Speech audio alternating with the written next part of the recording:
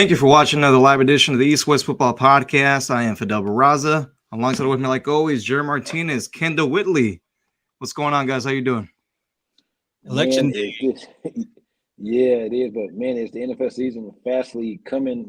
I hate to say coming to an end, but dang, we're almost at the halfway point. We're at the halfway point. Yeah.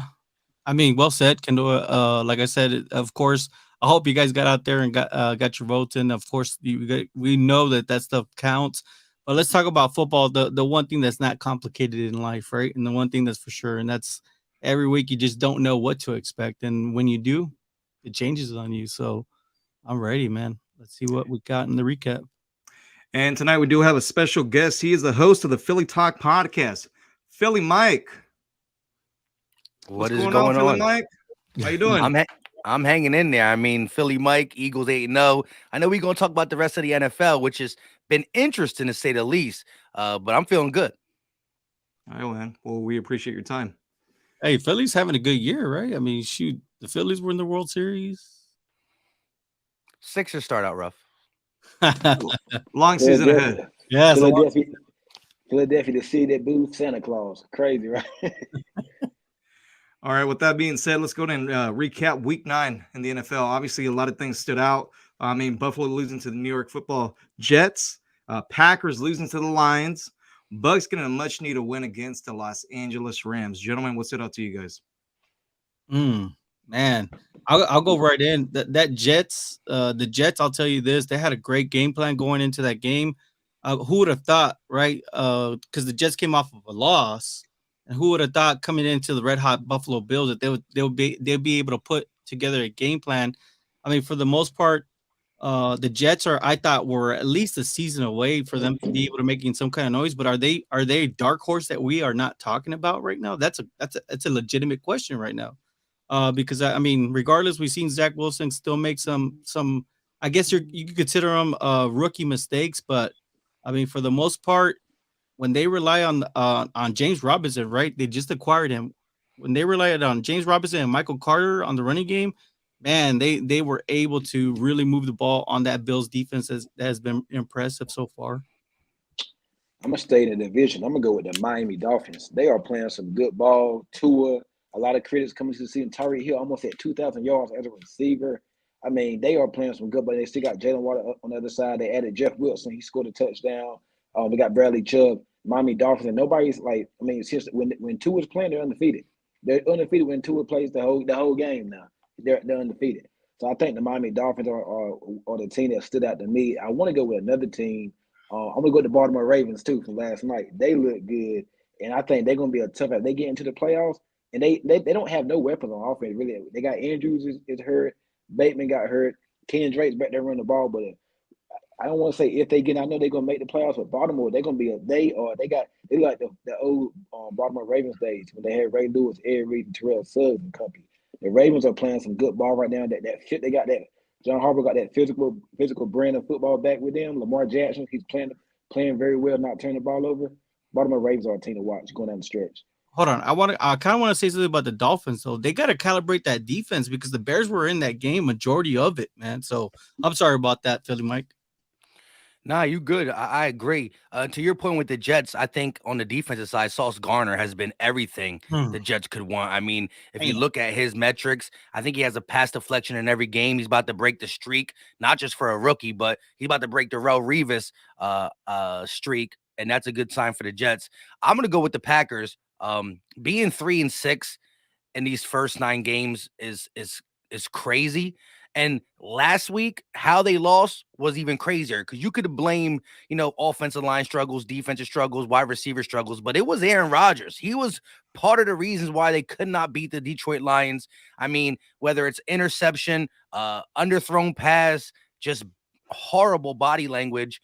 It's not like the team is letting him down. Well, throughout the season it has been, but last week it looked like Aaron Rodgers is about that time. So that was really surprising.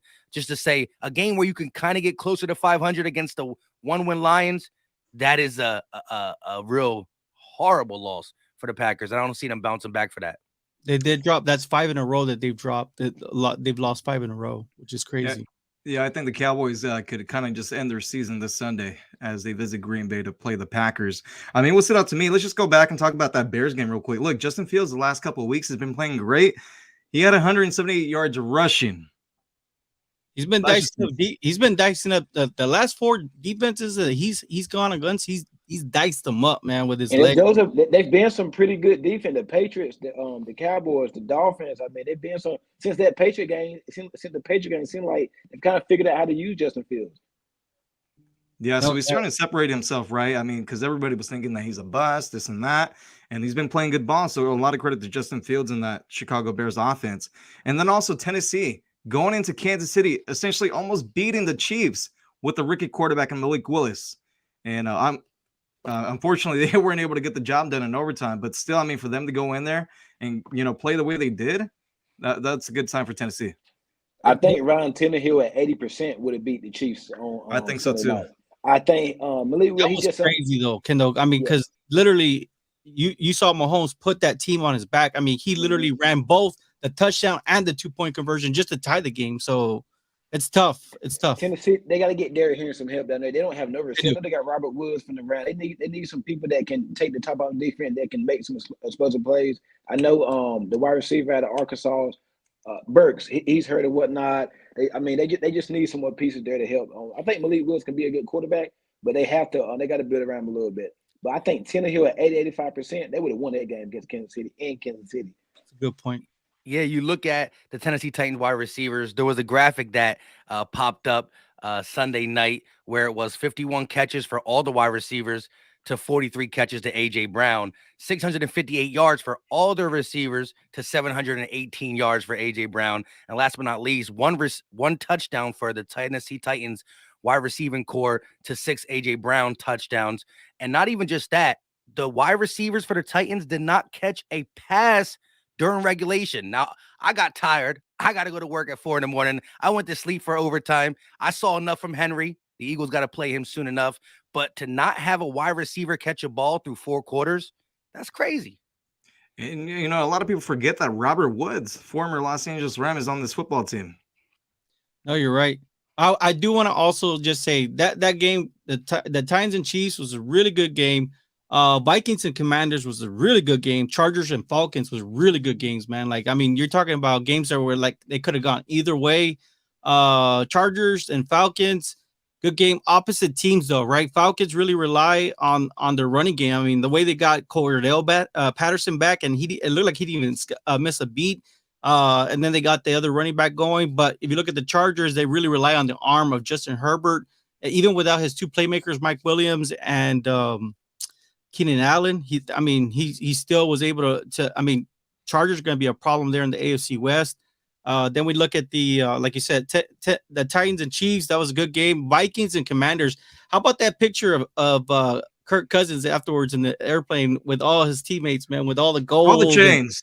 All the chains, shirt, man. I mean, that's what you like to see in a team, especially getting on this part of the season, right? The middle of the season, you're trying to make waves and you're trying to get, better as a team and be on the same page. Obviously, they're on the same page and they're trending in the same direction as the Eagles are right now. And of course, I can't count out my Cowboys. And who was the only team to beat the Vikings? The Philadelphia Eagles. Yeah. A lot of credit goes out to Kevin O'Connell too, and Kirk Cousins as well. I mean, as far as stat wise, it's not the best season it's having, but record wise, it is. Yeah, and then you look at what the Vikings did.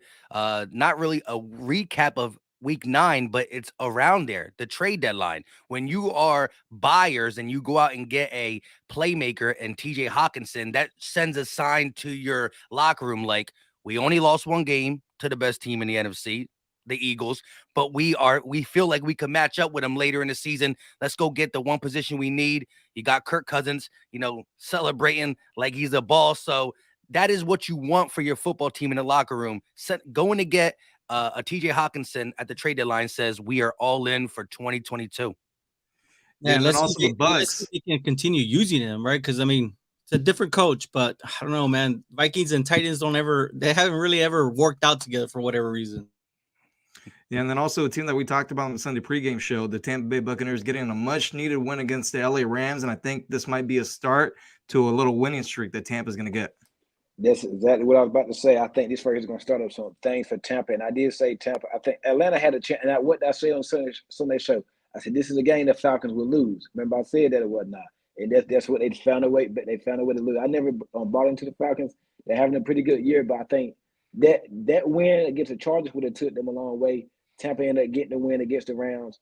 And we'll see. They got Seattle this week in Germany, the early game. But I think it's good for Tampa because they had to win that. Yeah, well, they're tied 4-5, right, with the Falcons. Yeah, the biggest storyline coming out of Week 9, Frank Wright, head coach or former head coach of the Indianapolis Colts, being fired, and Jim Irsay replacing him with guess who?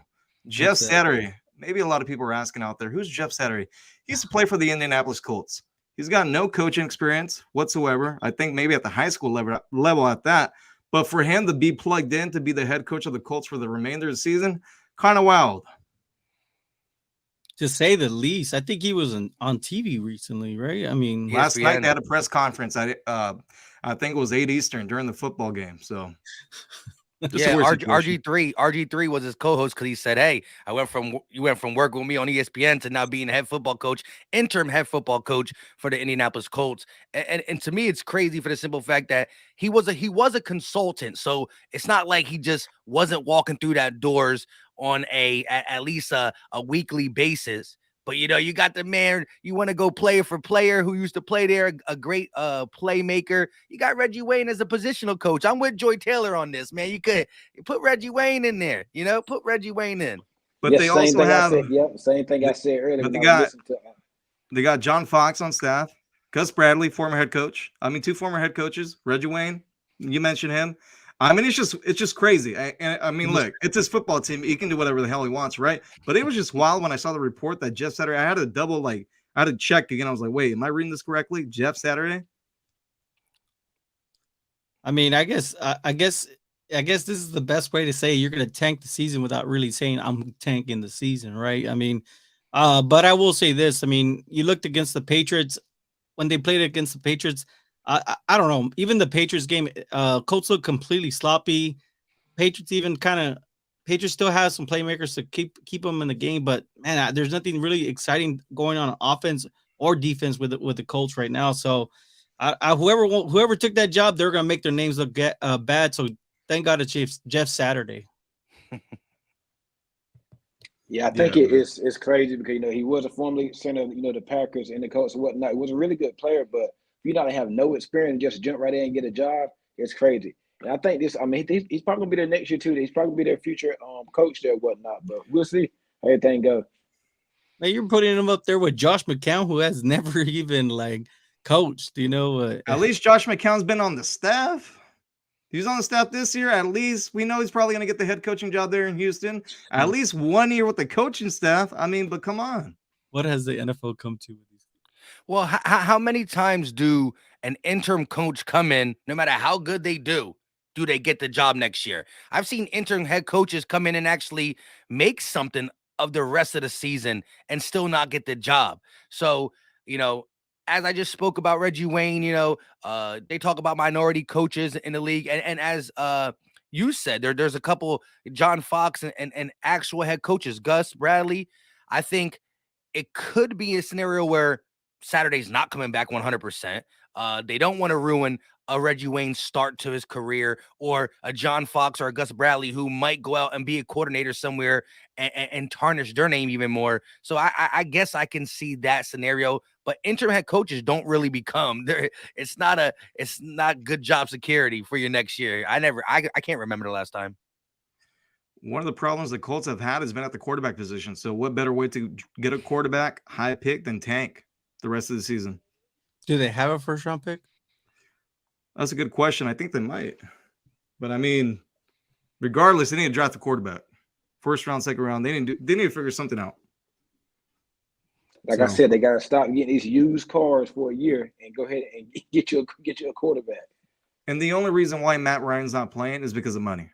They don't want him to get hurt, and they're going to owe him money. So it looks like Sam Ellenberg is going to continue being the starter for the Indianapolis Colts, and we'll see how they end up doing the rest of the season.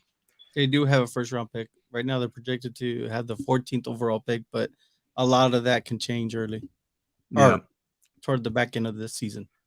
One of the other storylines that came out of week 9 was Josh Allen getting hurt towards the end of the game. I believe it was an elbow injury, and a lot of people were saying that they were concerned. Potentially, it's more like a baseball injury that would require surgery. What do you guys think the level of concern is for Josh Allen moving forward? I know we haven't heard nothing yet. I know they said it might be a UCL sprain or something like that. So we don't know the severity of it yet, but he did throw a 50 to 70 yard bomb right after that play. That could have been adrenaline, but I mean, we don't know the extent of it. I just hope everything's good for him. But if he's out, Bills are in trouble. Well, I don't know. They've helped themselves out, get the wins that they need to. So right now, if he needs to rest a week or two, I think they have that luxury. They're giving themselves that kind of luxury. But I will say this: you have the Jets and the Patriots right behind you in that stacked AFC East. So yeah, you're right. And of course, the Dolphins, like you said, it's unfortunate when you have such a stacked conference like that. We're in trouble in terms of the big picture plan for this season. When they're not winning Super Bowl with Case Keenum, That's not going to happen. So in terms of that, for this year, if he's going to be out the rest this year, or down, like it can mess him up seating wise, they're not going to Super Bowl with Case Keenum. Let's get serious here. They're not. No, but they do have the luxury of soon, I believe, bringing back Tre'Davious White. Their defense has been pretty good even without him. I'm kind of nervous to see how they transition with one of the top corners in the league coming back. But if I'm the Bills, I'm looking at it as I don't care where we are at in the playoffs as long as we have a healthy Josh Allen. So that's where I think, a team like that who plays in upstate New York, right? They might want to go to, wherever, Dallas or something where they can play in some warm weather dome type scenario so Josh can sling the ball. So I don't think they're worried about home games. They got to be worried about Josh Allen being back. Now, me as an Eagle fan, I was hoping he would play this week because I need him to take down the Vikings. Yeah, and he still has a chance to play. I mean, they haven't ruled him out, but the other thing is, too, I think they do care about having home field advantage. Let's think about the last 2 playoff losses. They've both been in Kansas City. Imagine if they were to play Kansas City and Buffalo. I think we'll see a different into that game. Yeah, I don't even know why I said Dallas. I'm over here in NFC land still because I'm really focused on my Eagles. But you're right. KC does have their number, and that's the hill they're trying to climb over. But this is a different Bills team than we've ever seen before. Like they established themselves to be number 1 in the AFC. Now you can kind of say maybe not with them losing to the Jets, but they did handle KC just a couple of weeks ago, and that was in Kansas City, if I'm not mistaken. Yeah, it was, but it was a regular season game. True. Yeah, it seems like all these games are in Arrowhead State. Let's get one. They've never played in Orchard. I think they played a couple years ago. I think the 2020 season they played in Orchard. So if you can get one of those games in the Bills Mafia land, until they jumping over tables and hitting their heads on stuff, it'd be a different outcome, I think. And we all know that playoff football is different than regular season football. I mean, let's just put that out there too. Literally, there's no coming back from a loss. Yeah, that's true. And then the only 2 losses that they've suffered have been to divisional opponents, New York Jets and the Miami Dolphins. Man, I'll still say, man, with those Dolphins, man, they're lucky they have Tyreek Hill and Jalen Waddle. Those 2 guys are really helping Tua. I saw some passes from Tua I just did not like, man. That ball kind of flutters up in the air. So, I mean, it's crazy that they beat the Bills, but getting back with the Bills, I mean, we'll see, man. Josh Allen looks like he's the real deal, and he looks like he's tough, and he'll play through whatever injury he's dealing with right now. I think the biggest threat to Buffalo in the AFC is the Baltimore Ravens. I think they're trying to play really good football. They looked really good against the Saints on Monday Night Football. You got some players coming back, so we'll see. And he makes that running game really go, man. I mean, and it was just crazy to see Lamar just kind of toy with the Saints, man. I mean, there's one where he literally it was an RPO. He, it looked like he pitched it off, and he literally held it in his hands for more than 3 seconds, and he decides to pass the ball. So it's crazy how he really changes the game of football. And look, he might cash out with that guaranteed money this offseason. We'll see. They need to pay that man already. All right, but let's go ahead and talk about the best team in football currently, the Philadelphia Eagles. They're undefeated still. Yeah. What do you think? What do you think of I this football team? I mean, the key to this football is just win, win, win, no matter what. I know a lot of people talk about the schedule and all that, but the Eagles have found ways to win differently, right? Jalen Hurts rushes for close to 100 yards against the Lions man defense, carves up passing against the zone defense from the Vikings. We get the rain game, like horrible rain against the Jags, come back from 14. You got a big sack game against Washington. You got a couple interception games. You got the methodical drives in the fourth quarter. You know, we've been winning football games different ways. And when you show that on tape, it makes it very hard to game plan for you because you don't know if you're going to get a 275 plus passing yard game from Jalen Hurts or a RPO running style game with these three-headed back plus Jalen Hurts himself. And then the defense takes off with them leads. And I think it hasn't even reached its potential yet because the biggest additions were on the defensive side. You're talking about half the starters in the back end weren't playing for the Eagles last year. And CJ Gardner-Johnson for a 5th and a 6th got 5 interceptions in the NFL. He's been a difference maker, a ball hawk. So the Eagles, to me, haven't fully even played their complete game. And it's weird to say that at 8, I think we're only going to get better from here on out. Look, I'm not gonna be a hater, man. I'm just gonna say it right now. I think Howie Roseman has done a phenomenal job as far as putting together one heck of a team. I mean, I don't even hear Carson Wentz out of the Philadelphia Eagles crowd at all. I mean, you guys, Howie Roseman was literally able to wash his hands clean of that mess. Now he's a part of the Commanders, right? But I mean, hats off, great offseason. Everything, the whole storyline, the whole entire offseason was how Howie Roseman manipulated the draft capital for the next year. So even if they're not, if he's not sold on Jalen Hurts, he can still maneuver and bring in a new quarterback because this guy knows how to use quarterback as draft capital. So, but I will say this, man, you guys got a Commanders team who, man, for a while they had the lead over the Vikings, but Tyler Heineke kind of just threw that pick at the very end. These are the games if I'm an Eagles fan. Commanders, of course, like I said, Colts. I wouldn't worry about the Colts. Packers probably wouldn't worry about the Packers. Titans, that's not. It's gonna be a hard game, and the Giants, and then of course the Cowboys. Those are the real games. I think that you guys could probably maybe if you guys get that luxury to sit it out, I think you guys go 1-1 with the Giants because I think you guys end your regular season with the Giants, right? Yeah.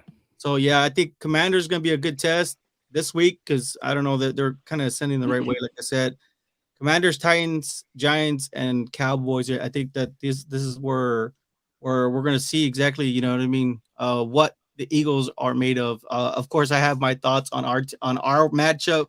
I'm really looking forward to that matchup. Let's hear your thoughts on that matchup, Jerry. Let's hear your thoughts on the rematch. I'll be honest with you. I'm telling you right now, the Eagles are they're gonna lose, man. When it comes to the Cowboys, and call me a homer all you want, but that defense really took it. I mean, that defense our defense, the Cowboys defense, is something that most teams have not been able to see because when you're able to generate that kind of pass rush with just 4 down linemen, literally there's no blitz. Really, there's no blitzes that we are using, right? We're not using any blitzes.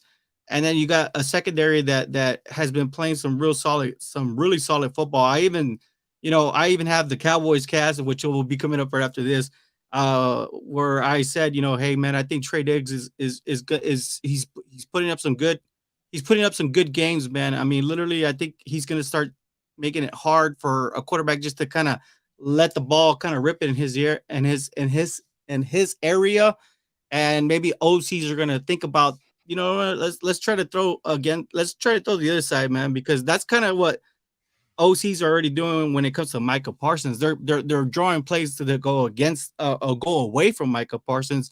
It's only a matter of time before they start doing that with Trey Diggs. And now you got one side of the field that they literally have to step up their game. And I think that it's going to be a very interesting game. I don't need to talk any smack or anything like that, but I do feel that with Dak back and the next games that are coming up, they're going to be tough games. I mean, even with the Packers, Aaron Rodgers is 5-3 against the Cowboys.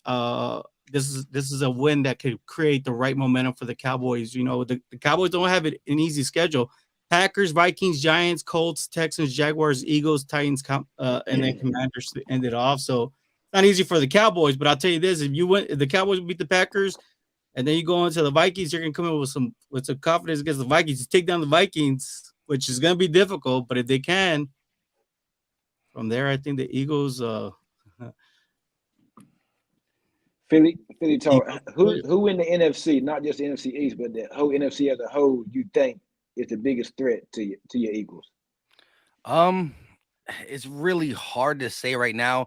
I'm still looking at the Vikings. I think the addition of TJ Hawkinson, once he gets acclimated, will make that offense tick. We were able to slow down Dalvin Cook tremendously. We haven't been successful at stopping the run. Cowboys ran for 100 yards on us. A couple teams got us, and it doesn't look. Our run defense looked better after the Lions, but it really wasn't. The fact of the matter was we were scoring so much in the second quarter. Teams got out their running game and started passing the ball. So we didn't have to face that many attempts. But when you break it down yards per carry wise, we're not that good. We got to stop the run. Jordan Davis being out for 4 to 6 weeks is a problem. I'm still looking at the Niners when they get healthy. The Cowboys, of course, the Vikings. I do think the Giants will show true colors later in the season. They're a tough, gritty team, but they're not quite ready. And then as the host said, Tom Brady, I'm not counting him out. The Bucs look messed up, but if you give Tom Brady more time, I think he's still fresh off the drama outside of football. That's a guy that you do not want to see later in the season if that team gets healthy. So I'm still not counting them all out, but right now I still think probably it will go Vikings, Cowboys, and then I got to see a little bit more. I still think that is the biggest test for the Eagles in the NFC. Philly, Mike, with the remaining schedule you guys have, where do you see possibly you guys losing the first game? Oh, that's tough. I know he said that the Washington I call him the Washington blah blah blahs, just because I can't get used to the Commanders saying. Right now we're 11-point favorites. Anything could happen. I think Heineke gave them a better chance than sending Carson Wentz to Philly. He lucked out on that. If he got sacked 9 times in Washington, what do you think is going to happen in Philly? Looking at this schedule, watching Derrick Henry run, it kind of flashed in my mind on Twitter. I put the Eagles got to send the Engage 8 if for any Madden players out there on Derrick Henry, especially if Malik Willis is not throwing the ball, if he's still there, or if Tannehill don't got nobody to get open. But I still think our schedule, the Packers are pretty weak. They could turn it around. I'm not going to front and say the Cowboys defense ain't good. We do play them pretty far. If we were winning all the games till we get to the Cowboys, then who knows what we actually do. Maybe we don't want to show the Cowboys anything because there's a scenario where we end up playing the Cowboys in the playoffs again. So maybe we don't want to show much. I think that although the Cowboys defense is really good, we were so horizontal against the Cowboys. I think we have a whole different game plan for when we have to play them that it counts. But I would probably say if the Eagles get caught slipping, I'm watching that Tennessee Titan game, and it will be because of Derrick Henry. Maybe we don't got Jordan Davis back, and even if he is kind of back, that's a big dude for a high spread. Is that game in Tennessee or Philly?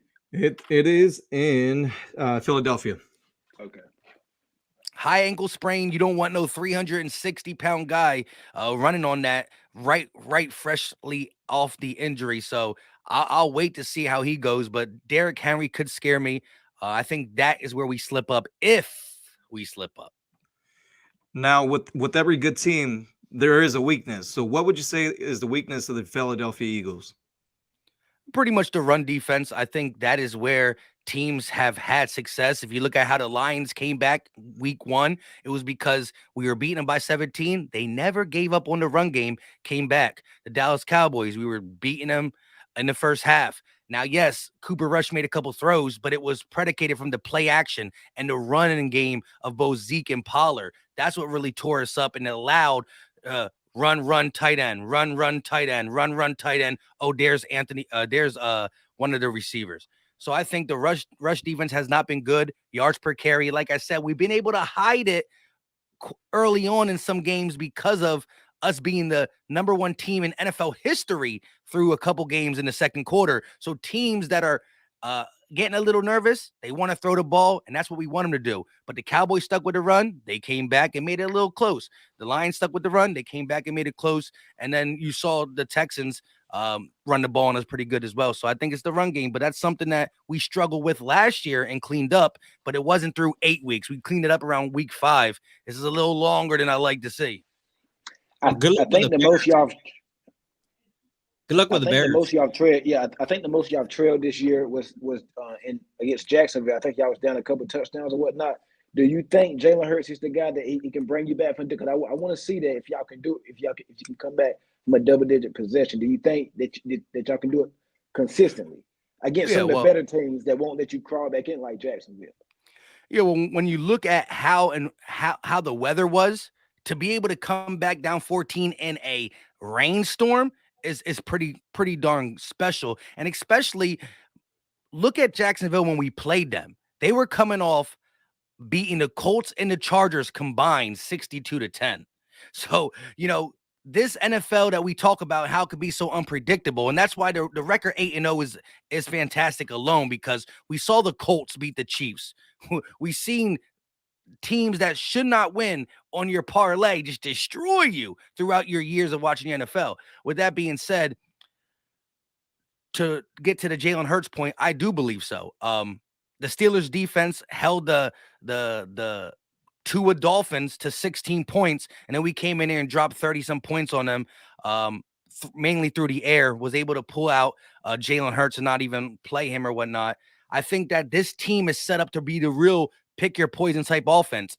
If you put the guys in the box necessary to stop Jalen Hurts, the RPO, Miles Sanders, Kenny G, and Boston and the crew, well, then we got the receivers to beat you one-on-one. If you look at Yak across the league, you got Dallas Goedert inside the top 5. You got A.J. Brown at number 12. And Smitty and Quest can get loose too. So man-to-man coverage or fill in the box with Jalen Hurts' newfound talent or being able to get to the second and third read. He doesn't do it all the time. He still messes around and runs from clean pockets somewhat. But I've seen against the Texans and the Steelers, him beat the blitz with his arm, and that's where it was trending. When you look at what the Cardinals did in the second half, they started blitzing us. If you look what the Cowboys did, they didn't blitz us, but they played man coverage and they sent a little bit of pressure.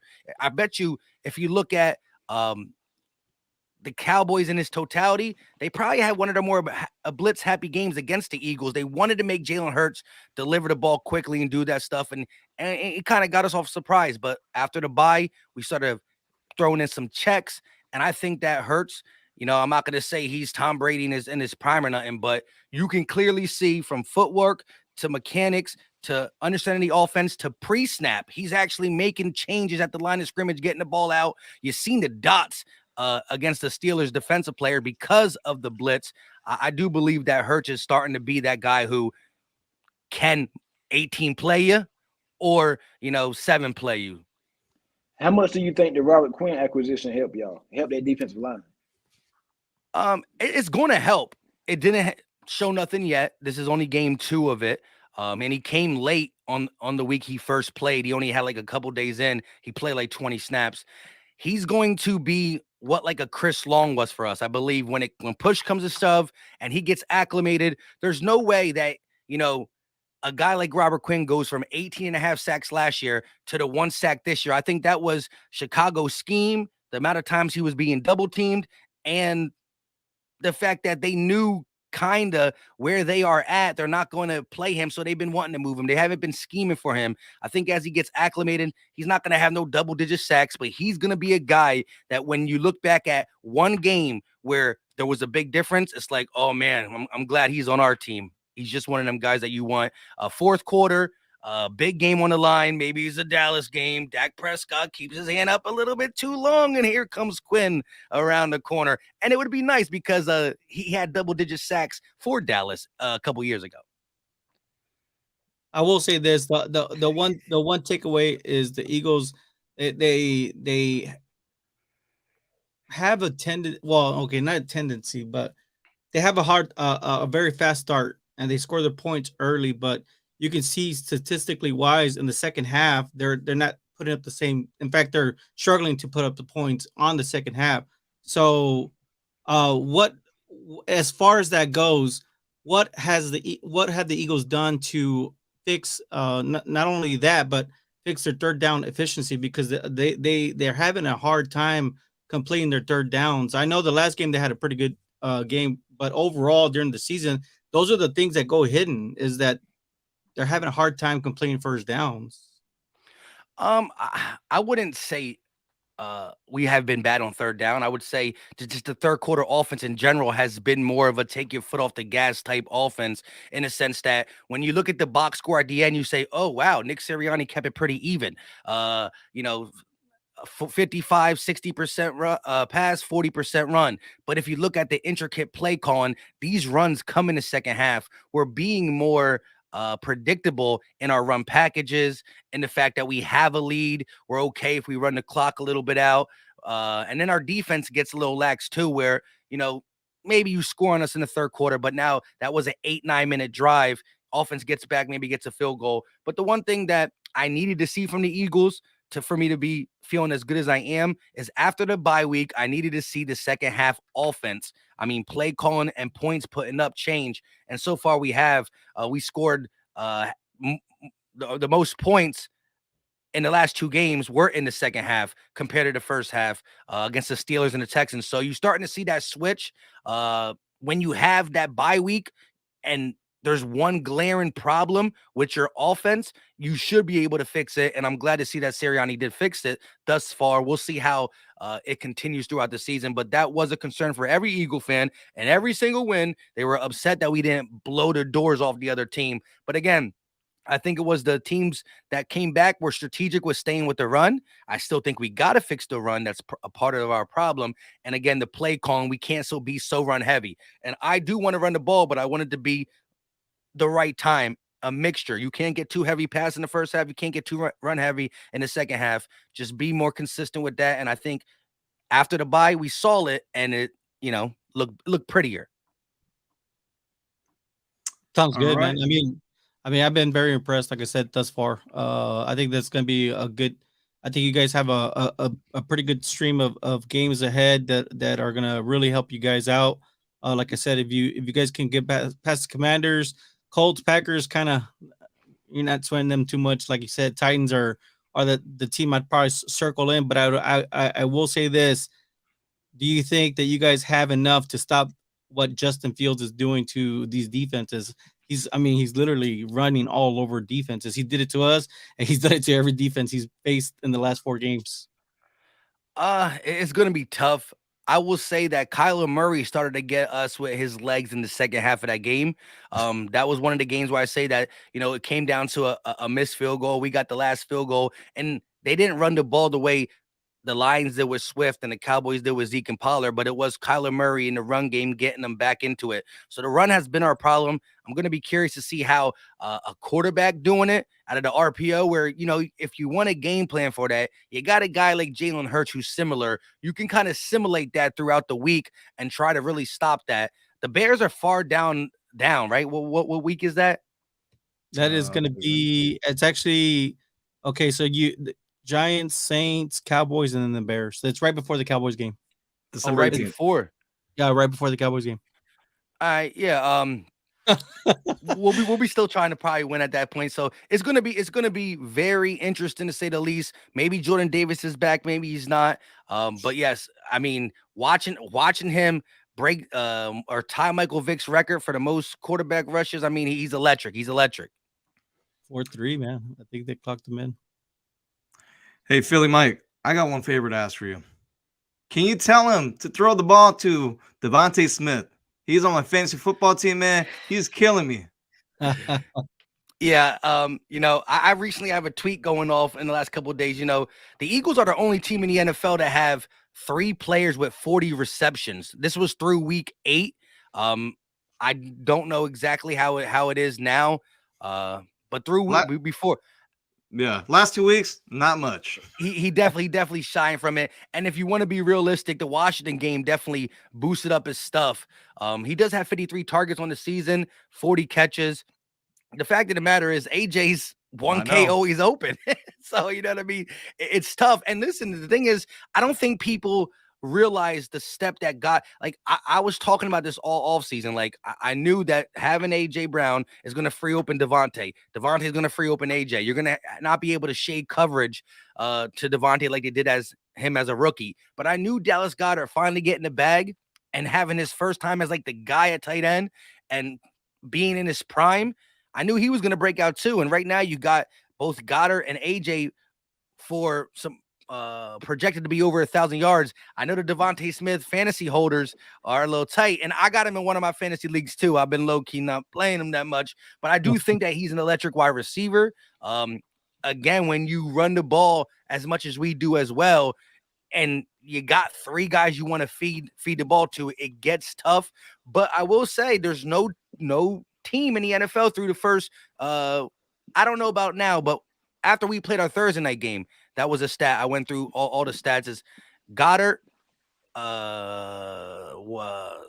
and AJ 40, 40, and 43. Now the Dolphins have 2 people over 40, being Waddle and Tariq Hill, but they don't got that third piece. So a lot of mouths to feed, including Jalen's legs, including the run game. It gets tough. Devontae gonna get his though. Just it's gonna be that one time that you don't start him, and I'm gonna feel bad. It already happened to me once. It already happened. If it ain't broke, don't fix it. Yeah. Hey, Philly Mike, we really appreciate your time, man. Thanks you for joining us tonight. Hey, real quick, where can our viewers and listeners follow you on social media? All you gotta do is type at Philly_Mike25, or just follow the trail of Cowboy fans, because if you look at the threads, they're probably replying to something I said. You know what I mean? We don't get along on Twitter. We don't get along, but that's where you can follow me at. I don't really do the IG. I got it's at Philly_Mike25 as well, but I be on Twitter a lot. All right. Well, that being said, thank you everyone out there for watching and listening, and we'll talk to you guys soon. Have a great night.